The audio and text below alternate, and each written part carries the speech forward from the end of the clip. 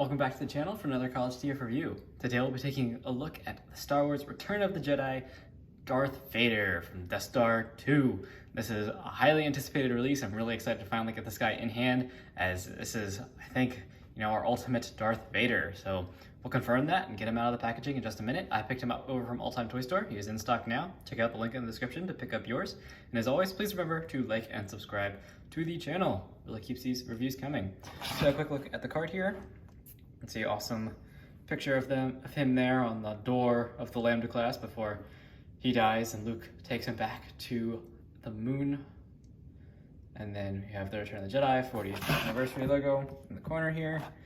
The figure looks really cool in the bubble. You can see is the multi-part helmet.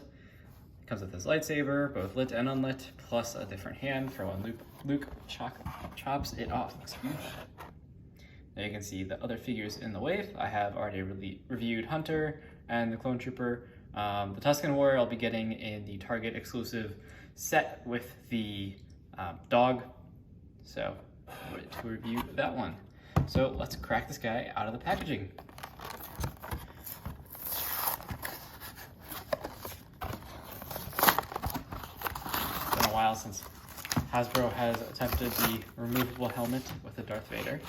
So this should be pretty cool. I'm curious to see how that photo reel turned out and which actor it looks more like. I'm personally I love both, but I'm a big Hayden Christensen fan. So that would be my preferred look for Darth Vader. You can see him in the bubble, looking good. And that face sculpt, yeah, it's looking a combination of the two actors, I would say. There is the extra hand. Pop out parts of the helmet. Inner part. Just take a look at this up close now. See, lots of nice detailing on there. So the eyes aren't actually transparent. I was just curious about that. They are just painted very nicely. They look like they could be transparent though. And fist, it's just a Darth Vader hand. So you got that. Here's the top part cowl of the helmet. Looking very clean, very nice. Actually, I wanted to see yep, it looks like they kept the asymmetry. So you can see part of the original design of the helmet is it's actually asymmetric. So one side is shiny, the other side is flat. They actually made it like a silvery color. It's very cool. Makes the look very nice. Actually, this is the shiny part. Yeah, the silver is meant to look shiny. The black is the matte side. Very cool. Let's see if I can get these lightsabers out. I need some scissors here. Grab some scissors. Luckily, got them right here.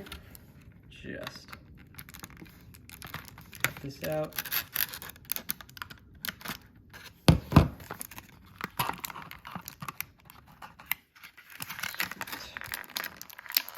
Pull it out. There we go. Here's his lightsaber. I believe this is the same as the Obi-Wan release.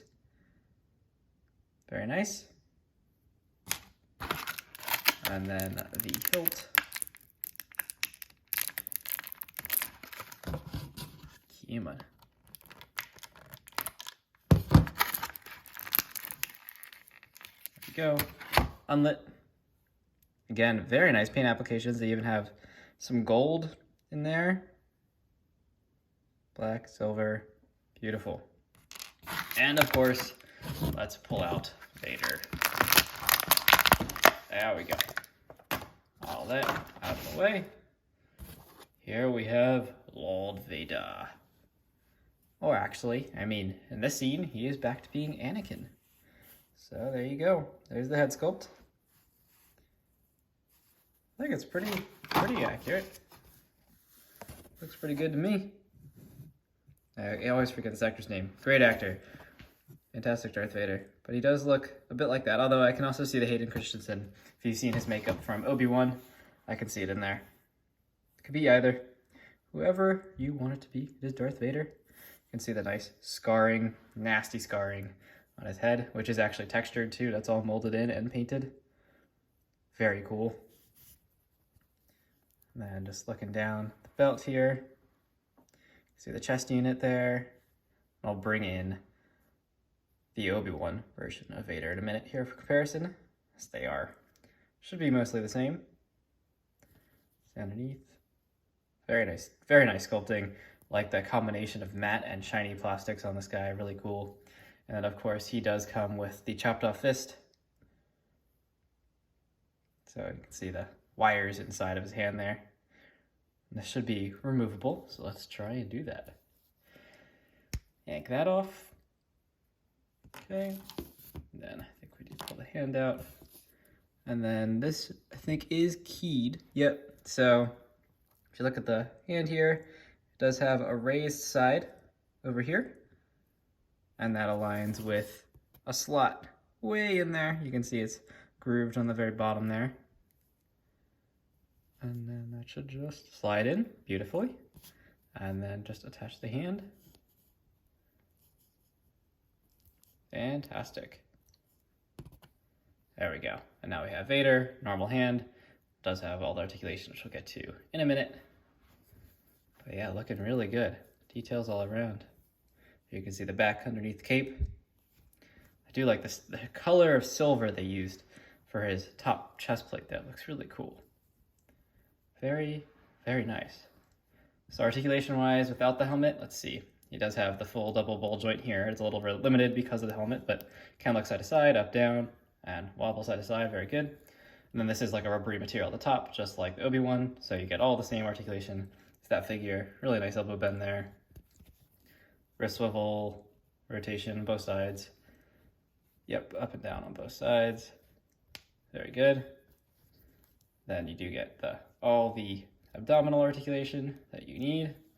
Full Vader. And then this does still have, oh, look at that. Nope, it's got ball joints at the hip. That is fantastic. Now you don't have to, oh yeah, that's beautiful. Very nice for posing. Nice 90-degree bend. You look at the Obi-Wan one. I don't know if he actually had ball joints at the hips. That might be an upgrade. And then I do get all the toe articulation as usual. So very, very nice feeling figure. And this cape, I mean, yeah, look at that. This thing looks fantastic. Fantastic. Now, let's complete him with his helmet. So first, put this section on. Okay, no problem. I do like how you can still see the back of his head behind it. Very cool.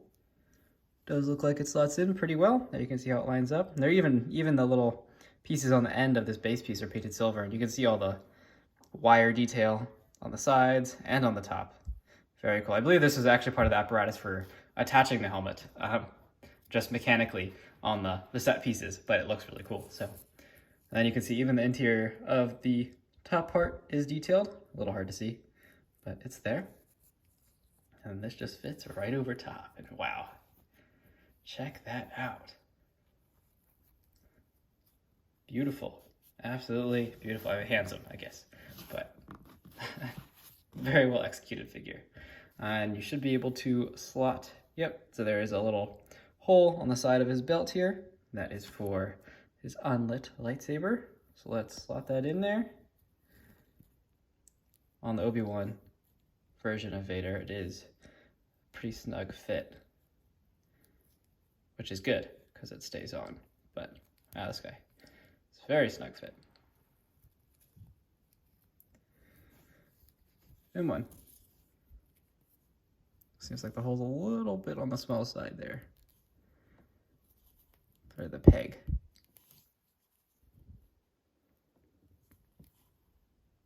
This one's not holding in quite as well, but it's on there. So there you go. You can have him with his lightsaber at his side. And now let's bring in the Obi-Wan version of Vader for a comparison. So here is the Obi-Wan version from the Obi-Wan show. And the first thing I wanted to check is the hips. Yep, so he does have ball jointed hips. So the articulation and the main body are identical. But if you look at chest units and the belt detailing, there are some subtle paint differences, as well as the top shoulder pieces here. And then the helmet is like not even oversized. That's crazy. This one's removable and this one isn't. That's kind of insane. It's just ever so slightly bigger, which I don't think looks bad at all. Very nice. Figures, see subtle differences in some of the plastic. Mostly it's identical. It's mainly just paint. Like this guy's overall a little more matte, which I think is a good look for him and very reminiscent of what we saw in Return of the Jedi. Versus Obi-Wan, he definitely was a bit shinier, which I think was suiting just based on the timeline of Vader. He was younger in Obi-Wan than he was in Return of the Jedi. So there you have two Vaders side by side. Just for that comparison, just the camera here, get a better look at them. There you go. Pardon the squeakiness. Yeah, two excellent figures. I mean, if you want, the ultimate Darth Vader, it's definitely this guy. He is fantastic. Removable helmet, and you can see the helmet doesn't fall off. Like, I'm grabbing him by his head, no problem. Fantastic articulation on both, same articulation, fantastic paint applications. Just this one has a removable helmet. And yeah, it's fantastic figure. Both of them are fantastic, but I would definitely say this is the superior Vader now.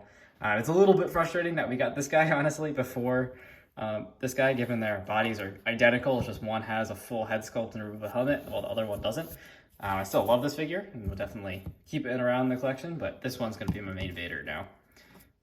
Awesome. Very awesome. So thank you for watching, and stay tuned for the next video. Let me know what you think of this version of Vader down in the comments below. Do you think it is the ultimate Darth Vader that we have gotten in 3.75 inch scale, or do you think there's one from a previous release that was better? Honestly, I don't see which one could be better, but this one is pretty awesome. Thank you for watching this video, and I'll see you in the next review. Thanks.